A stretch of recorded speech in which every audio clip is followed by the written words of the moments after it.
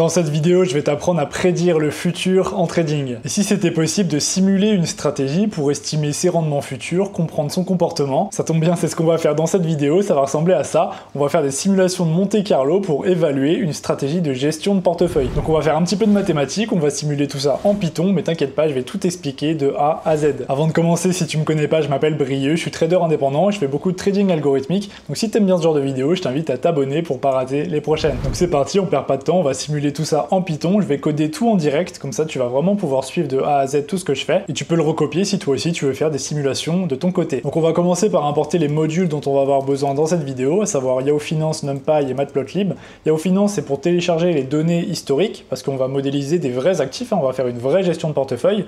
NumPy c'est pour faire des mathématiques, et Matplotlib c'est pour faire la visualisation graphique, ce que je t'ai montré au début dans l'intro, là, les courbes qui vont dans tous les sens. Donc on va importer nos trois modules, matplotlib.pyplot, ASPLT, on va lui mettre un thème aussi, parce que j'aime pas quand c'est blanc, ça explose les yeux. On va mettre Dark Background.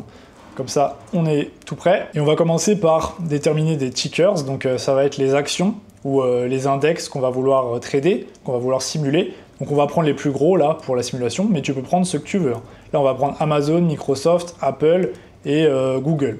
On peut reprendre Nvidia aussi, bon allez on va mettre Nvidia, comme ça on va faire pas mal de rendements. Mais ça, c'est toi qui choisis. Ça, c'est vraiment toi qui vas pouvoir déterminer ton portefeuille.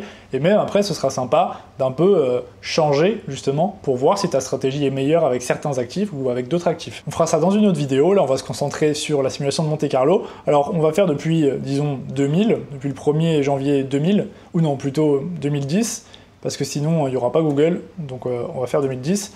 Notre date de fin, ce sera aujourd'hui. On est le combien? On est le 10. Donc, on va faire 2024 09 10. Et ce qu'on va faire, c'est qu'on va télécharger avec Yahoo Finance pour les stocker dans un data frame. Alors, on va donner nos tickers, notre date de départ et notre date de fin. On va exécuter la cellule et ça va nous donner ça. Voilà. Donc, on va les stocker dans un data frame qui va ressembler à ça. On aura, tu vois, Apple, Amazon, etc.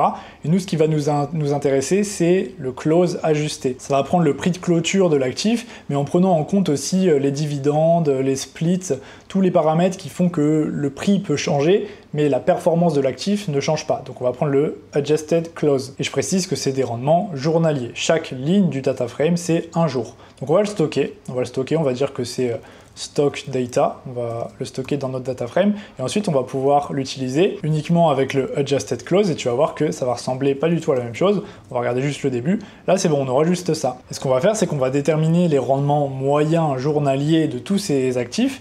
Et ensuite, on va pouvoir les simuler. On va pouvoir les simuler parce qu'en connaissant la moyenne, on va pouvoir faire des mouvements aléatoires avec une moyenne particulière, qui là sera notre expected return, notre rendement attendu de la stratégie. Et ce qui va être intéressant aussi, c'est d'utiliser une matrice de covariance pour conserver la corrélation entre chaque actif. Parce que si on veut faire des simulations d'un portefeuille entier, on a besoin de garder les éléments qui caractérisent notre portefeuille. Donc c'est la volatilité, c'est les rendements attendus, mais c'est aussi la corrélation entre chaque actif individuel du portefeuille.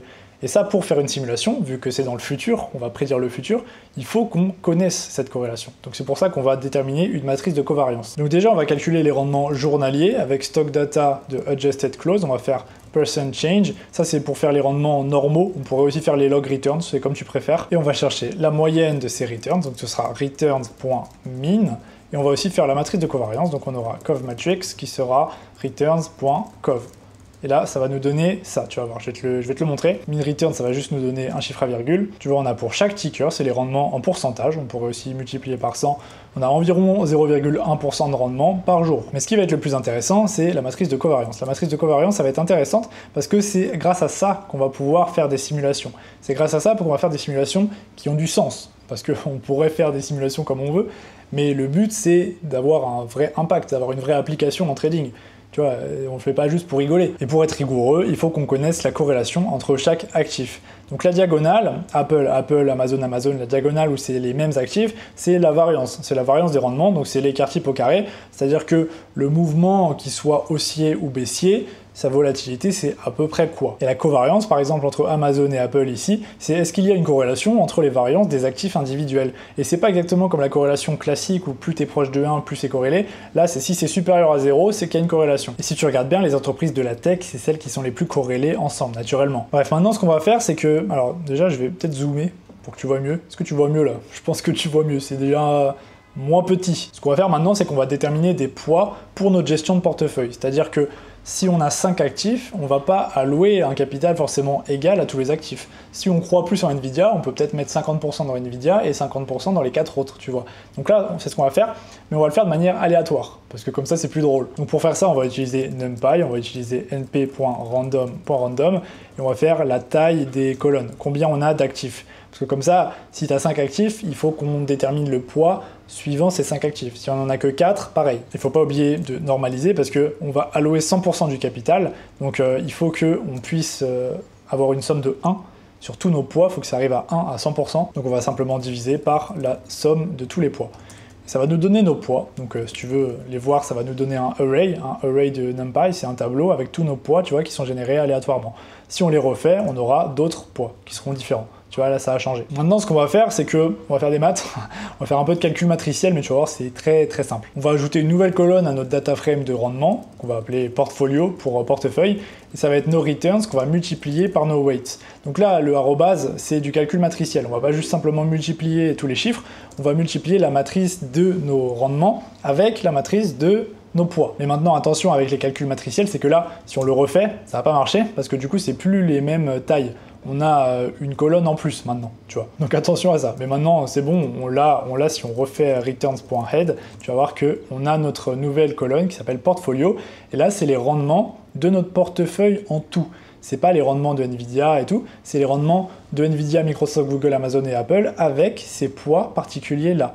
Donc c'est une simulation de ce qui arriverait dans la vraie vie, quoi. Si tu as un compte sur Trade Republic et que tu achètes ces actifs-là, eh bien tu aurais un rendement journalier de ton portefeuille. C'est ça vraiment qu'on essaye de simuler. Si tu veux, pour te montrer, ce qu'on va pouvoir faire, c'est calculer le rendement attendu. On va calculer le expected return, on va faire la somme des poids, on va multiplier par les rendements moyens, et on va multiplier par un horizon de temps, donc on va faire par 252, c'est une année de trading. Donc là, ça va nous donner les rendements attendus pour une année. Donc je vais te l'imprimer, on va faire print f, on va faire rendement attendu, et on aura notre expected return, et ça va nous donner ça, 0,29, donc c'est 29% annuel. Ce qui est beaucoup. Là, c'est beaucoup, mais c'est normal parce qu'on a pris que les meilleurs, actifs. Et on a Nvidia. Si on retire Nvidia, on n'aurait pas autant. Mais bref, on s'en fout de ça. C'est pas le plus important. Nous, ce qu'on veut faire, c'est les simulations. On veut faire les courbes qui montent et qui descendent. Donc, on va commencer par initialiser une matrice qui va stocker les rendements moyens qu'on a calculés juste au-dessus. On va faire numpy.full. Notre dimension, ce sera 252 pour une année de trading, mais tu mets ce que tu veux. Les poids, la taille des poids. Pourquoi on utilise les poids là et pas returns.column? Parce qu'on a rajouté portefeuille, on a rajouté une colonne portefeuille. Du coup là on a 6 actifs maintenant, enfin on a 6 colonnes alors qu'on n'a que 5 actifs. Du coup on prend la taille des poids plutôt. Là il y aura vraiment que 5 poids. Et notre fill value, ce sera naturellement les min returns. Donc on va pouvoir la transposer aussi. On aura besoin de la transposer parce que on va faire une factorisation de Cholesky après, tu vas voir, ça va être vraiment sympa. On n'en a pas vraiment besoin, on pourrait le faire avec random multivariate, avec NumPy, mais c'est sympa à apprendre, donc on va le faire. Bon déjà, si j'oubliais pas de mettre des parenthèses, non, c'est pas là, si ce serait mieux, on va mettre ça ici, unmatch, ouais, je fais n'importe quoi. C'est bon. Donc maintenant, on va initialiser la deuxième matrice, où on va stocker les simulations du portefeuille. Ça y est, on y arrive. Donc on va faire portfolio simulation, et on va faire numpy zeros pour faire une matrice avec que des zéros à l'intérieur, qu'on va après peupler bien sûr avec les simulations. C'est juste pour initialiser le vecteur. Donc les dimensions, ce sera aussi avec 252, mais combien on va faire 100, pourquoi pas. C'est le nombre de simulations ça. Alors attends, déjà, pour être plus rigoureux, comme ça si toi tu recopies et que tu veux faire des tests pour que ce soit plus facile à modifier, on va faire t égale 52, m égale 100, pour le nombre de simulations qu'on va faire. Donc là tu mets t ici, et t ici, et là tu mets m. Donc là si tu te demandes à quoi ça ressemble, je vais te montrer, ça ressemble à ça. C'est juste une matrice avec que des zéros dedans, voilà, c'est vraiment juste ça. Et dans la matrice au-dessus, dans min return matrix, on a tous les rendements moyens, tu vois, c'est ça. Et ce qu'on va faire, c'est qu'on va ajouter une composante aléatoire à nos rendements moyens. C'est ça qui fait le Monte Carlo. L'idée de faire des simulations, c'est qu'on va ajouter de l'aléatoire pour voir comment ça se comporte dans un environnement qui est assez proche du réel. Et dans le réel, il y a beaucoup d'aléatoires. Donc évidemment, pour estimer au plus proche du réel, il faut mettre de l'aléatoire. Donc maintenant, ce qu'on va faire, bon, on va supprimer cette cellule. Ce qu'on va faire, c'est qu'on va faire une boucle. On va faire une boucle comme on les aime. On va faire for i in range de 0 à m de notre nombre de simulations. Donc en Python, il faut commencer à 0. parce que c'est non inclus le m. Donc si on veut en faire 100, il faut aller de 0 à 100, mais pas de 1 à 100. Et je pense que je vais d'abord te montrer avec random multivariate, et après on va faire la factorisation de Cholesky, parce que c'est un peu plus complexe. Je vais juste te montrer déjà à quoi ça ressemble avec juste NumPy, et ensuite on va faire des mathématiques. Donc on va créer une variable qu'on va appeler, disons, random returns, parce que ce sont des rendements aléatoires. D'ailleurs on va l'appeler, pour être vraiment rigoureux, on va l'appeler correlated random returns, parce que nos rendements seront vraiment corrélés, grâce à la matrice de covariance que je t'ai montré juste au-dessus. Donc on va faire numpy.random.multivariate normal pour avoir une loi normale qui va simplement avoir des éléments aléatoires, mais qui seront corrélés entre plusieurs éléments. Donc notamment notre matrice de covariance et nos rendements moyens. On va pouvoir le faire sur notre période t, donc là ce sera 252, et ensuite ce qu'on va faire, c'est qu'on va refaire un calcul, on va ajouter ces chocs aléatoires, en gros c'est ces erreurs standards, quoi, c'est la loi normale qu'on va rajouter à nos rendements moyens pour avoir la simulation du portefeuille. Et vu qu'on va le faire sur une boucle, on aura m simulations différentes. Et pour chaque i du range de 0 à m, de 0 à 100, on va peupler notre matrice Portfolio Simulation qu'on a initialisée juste au-dessus, avec i comme ça, et on va faire le produit cumulé avec cum prod. Alors, si tu as choisi les rendements logarithmiques, et bien là, tu ferais cum sum, tu ferais une somme cumulative. Mais vu que c'est des rendements avec un facteur de croissance, on va multiplier par 1,0 quelque chose, et bien on fait un produit cumulé. Et on va utiliser la fonction numpy_inner pour faire le produit scalaire entre nos poids, nos weights, et nos correlated random returns. Et c'est ça qui va faire la simulation. Là, ça va être bon. Si la moto derrière veut bien la fermer, ça serait pas mal aussi. Et si je mettais plus 1 aussi ici, parce que, comme je te dis, c'est un facteur de croissance. C'est 0,0 quelque chose, les rendements, donc il faut mettre plus 1 pour faire fois 1,0 quelque chose. Et on va aussi multiplier par une taille de portefeuille initiale, bon, on va mettre 100 000, on est riche ici les gars. N'importe quoi, je suis trader pauvre, n'importe quoi, on va mettre 10, on a 10 euros. Ouais, 100, allez, soyons fous. Ce qu'on va faire maintenant, c'est que on va faire, alors, min must be one dimensional. Qu'est-ce qu'il me raconte? Ah oui, parce que j'ai pas fait dans le bon sens. Il faut mettre d'abord les min et ensuite la covariance matrix. Sinon, il faut faire avec égal, mais c'est pareil, ça revient au même. Bon, maintenant ça marche. Donc, maintenant ce qu'on va faire, c'est qu'on va le simuler graphiquement avec matplotlib. Donc on va faire plt.plot Portfolio Simulations, et bon, on va juste faire ça comme ça. Mince, j'ai oublié de mettre les points-virgules, du coup ça m'a fait un petit texte. Tant pis, peu importe, ça va faire ça, voilà. Ce que je t'ai montré dans l'intro, c'est ça. Et tu vois que ça suit un comportement, comme d'habitude. Bon, après, je vais pas refaire une vidéo sur l'analyse de données, mais on a des rendements moyens supérieurs à 0. Du coup, naturellement, ça va plus vers le nord que vers le sud. On commence à 100, ici, tu vois, sur l'axe des ordonnées, et on va vers le nord. Mince, j'ai presque plus de batterie dans mon ordi. Hop, c'est branché, et on est sauvé, tout va bien. Alors, juste enlever les lignes, parce que c'est pas beau. On met un point-virgule pour ne pas afficher le texte. Donc là, tu vois que c'est pas mal. Alors attends, je vais juste join les deux cellules, pour qu'on puisse le refaire plein de fois. Tu vois que si je le refais, si je refais la boucle à chaque fois, eh bien ça fait des simulations différentes, parce qu'il y a une composante aléatoire. Notre random multivariate, c'est... Mince, qu'est-ce que je fais?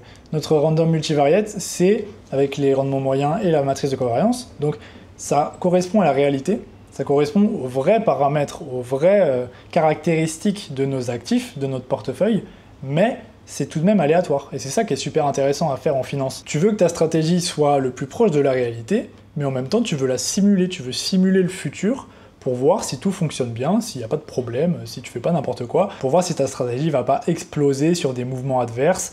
Tu vois que là, même un portefeuille d'actifs avec Nvidia, Amazon, Microsoft, tous les meilleurs actifs, toutes les meilleures entreprises qui font le plus de rendement chaque année, tu vois que des fois c'est en dessous de 100, hein.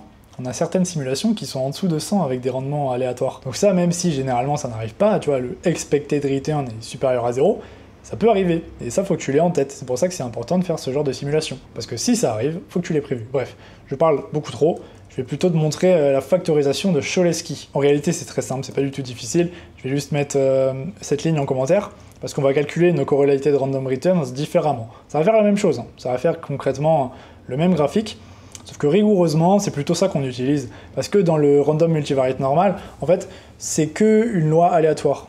Mais du coup, tu peux pas... faire d'autres choses, par exemple. Là, c'est juste un random. Alors qu'avec une décomposition de Cholesky, ou une factorisation en français, eh bien, tu peux le faire avec d'autres nombres aléatoires, qui sont pas forcément normalement distribués. Donc généralement, quand on fait du backtesting, qu'on simule un actif, qu'on fait des modélisations, on part du principe que c'est normalement distribué. Mais c'est pas toujours le cas, et dans la réalité, ça l'est pas. Du coup, c'est là où ça peut plus te servir, parce que la factorisation de Cholesky, c'est pas que pour le trading, ça peut être dans plein d'autres choses. Et là, avec juste un random multivariate normal, bah t'as la loi normale, qui est normalement distribuée, par définition. et pas avec la factorisation de Cholesky. Bref, je parle trop. Je vais juste te montrer ce que c'est. Donc on va créer une variable pour la stocker, et notre décomposition, ou factorisation de Cholesky en français, on va l'utiliser avec NumPy, avec linalg pour algèbre linéaire, tu vois, on a Cholesky, et on va juste lui passer notre matrice de covariance. Donc attends, déjà je vais le faire hors de la boucle pour te montrer à quoi ça ressemble. On va faire une autre petite cellule juste ici, et on aura ça. Attends, je refais l'indentation normale. Et en gros, ce que ça va donner une matrice triangulaire inférieure. Et après, si on la transpose, ce sera une matrice triangulaire supérieure. Et on va pouvoir retrouver notre matrice de covariance avec ces deux matrices triangulaires. C'est ça l'idée. Je vais te montrer. Ça va faire, on va mettre L qui va être donc notre Cholesky décomposition. Et on aura L.L-T qui sera Cholesky décomposition, qui sera notre transposé, comme ça. Et ce qu'on va faire, c'est que si on multiplie avec un calcul matriciel notre L et notre LT, eh bien ça va faire notre matrice de covariance. On va la retrouver. Donc là, attends, je vais te la mettre juste en dessous pour que tu puisses comparer. Cov matrix, tu vois que c'est pareil. Là, on a 0,0312, tu vois, 3,1,1,7, c'est juste que c'est pas arrondi. Là, 175, 175, 168, 168, je pense que tu as bien compris. Donc maintenant, ce qu'on va faire, c'est qu'on va retourner dans notre boucle et on va créer une erreur standard. On va créer des chocs aléatoires. Donc on va mettre avec numpy.random.normal et on va faire la même taille que ce qu'on a fait ici. On va mettre la même taille, on va faire size égale notre len weight. Notre factorisation de Cholesky, elle est ici. Et ensuite, nos correlated random returns, avec mon accent anglais merveilleux, on va ajouter nos returns normaux, donc notre min return matrix, plus les chocs aléatoires. Donc ça revient au même, c'est la même chose, c'est juste que ça c'est plus rigoureux. Donc on va faire plus avec le np inner, le produit scalaire entre notre choc aléatoire et notre décomposition de Cholesky. Donc Cholesky et notre erreur z. Et maintenant, ce que ça va faire, c'est que du coup là, bon, on va devoir aussi la transposer. Parce qu'on n'a pas besoin de la transposer là, parce que c'est dans le bon sens, mais du coup là, si on fait dans ce sens-là, on a besoin de transposer. Donc ça va juste faire la même chose, hein. Si on calcule, tu vois, c'est pareil. C'est pareil. Je peux le refaire plein de fois. C'est pareil. Mais bon, je suis quand même content de te montrer ça, parce que c'est sympa, voilà, t'as appris quelque chose aujourd'hui. Bref, est-ce que je finis la vidéo là, ou je te fais un petit bonus? Je te fais un petit bonus, si tu t'abonnes à la vidéo, tu mets les notifications. Ouais, je fais du chantage, ouais. Bon, de toute façon, je vais juste le faire, en fait. J'ai aucun moyen de savoir si tu vas t'abonner avant de faire la vidéo, donc je vais le faire quand même. On va calculer le rendement attendu du portefeuille et son Sharpe ratio, ça va être sympa. Donc je crois le expected return, ouais, on l'a déjà fait, le expected return, donc on a juste besoin de calculer la variance. Donc ce qu'on va faire pour calculer la variance, c'est que avec des produits scalaires, avec des matrices, on va pouvoir calculer la variance très très facilement. Et en fait, on va juste avoir besoin d'utiliser la matrice de covariance et les poids. C'est les deux seules informations dont on va avoir besoin, parce que tout est déjà calculé. Bon, le bus là qui fait des klaxons, ça me fait beaucoup rire, ma vidéo est tellement décousue, mais je trouve que c'est quand même beaucoup plus sympa et convivial que je fasse le code comme ça sans préparer. Je sais pas ce que t'en penses, dis-moi si tu préfères que tout soit bien structuré et que je perde pas de temps à faire n'importe quoi et des bêtises avec les bus qui klaxonnent. Dis-moi en commentaire ce que tu préfères, mais moi perso je préfère coder comme ça, au moins je te montre comment on fait. Bref, ce qu'on va faire, c'est qu'on va utiliser la transposée de nos poids, qu'on va multiplier avec la matrice de covariance, qu'on va multiplier avec les poids. C'est ça la formule pour calculer la variance dans un portefeuille. Et pourquoi on calcule la variance? C'est parce que pour le Sharpe ratio, le ratio de Sharpe, c'est le rendement attendu moins un taux d'intérêt sans risque divisé par l'écart type. Et l'écart type, c'est la racine carrée de la variance. Donc on va juste avoir notre standard deviation, notre écart type, qui sera np point la racine carrée de notre variance, qu'on va aussi annualiser. Généralement, c'est ce qu'on fait. On va faire la racine carrée de 252, parce qu'il y a 252 jours de trading dans une année. Et maintenant, ce qu'on va faire, c'est qu'on va calculer notre Sharpe ratio.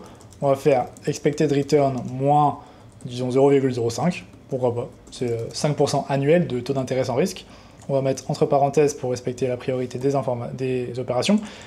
Et on va pouvoir le print. On va faire f égale Sharpe ratio égale, on va mettre notre Sharpe. Et on va l'arrondir même, comme ça, ça va être beau, on va avoir un beau Sharpe ratio, on va l'arrondir à 2, comme ça, et voilà, notre Sharpe ratio est de 0,95, donc pas mal, sachant que là, on a pris depuis 2010, hein, c'est les rendements depuis 2010, donc franchement pas mal, hein, un Sharpe ratio de 0,95 sur 14 ans, c'est franchement pas mal. Beaucoup de traders rêveraient d'avoir un ratio de Sharpe à 0,95, enfin trader, YouTube, hein, je précise.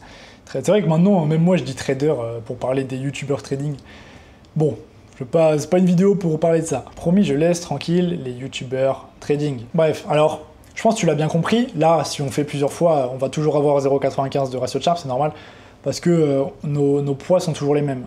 Mais, je vais te montrer, si on change nos poids, qu'est-ce qui va se passer? Si on change ces poids-là, si on les refait plusieurs fois, ce ce qui va se passer, c'est que notre ratio de Sharpe va changer. En fait, notre portefeuille, ce sera pas le même. Si on investit davantage dans Nvidia ou davantage dans Amazon, ce sera pas le même naturellement, c'est logique. Hein. Du coup, si je copie-colle ça et que je le refais, mince, j'ai pas fait... Ouais, c'est normal, parce que notre portfolio value, enfin on a une colonne portefeuille en trop, donc on va mettre point drop pour portfolio, non, pas portfolio simulation, n'importe quoi. On va faire axis égale 1. Et inPlace égale true pour que ça le garde, et c'est bon, on a notre ratio de 0,97. Donc maintenant on n'a plus besoin de le faire, parce qu'il n'existe plus du coup. Donc maintenant, on va pouvoir le faire plein de fois, et tu vois qu'on oscille autour de 1, mais que ça change, tu vois. Et si on réduit le risk-free rate, on va mettre 0,01, et bien ça va faire un Sharpe qui est plus élevé. Bref, donc pourquoi je te dis ça? Parce que je pense que tu as sûrement l'intuition, c'est que si on refait tous les poids comme ça, qu'on fait des poids aléatoires, eh bien, on va essayer de trouver lequel est le mieux, lequel est le meilleur.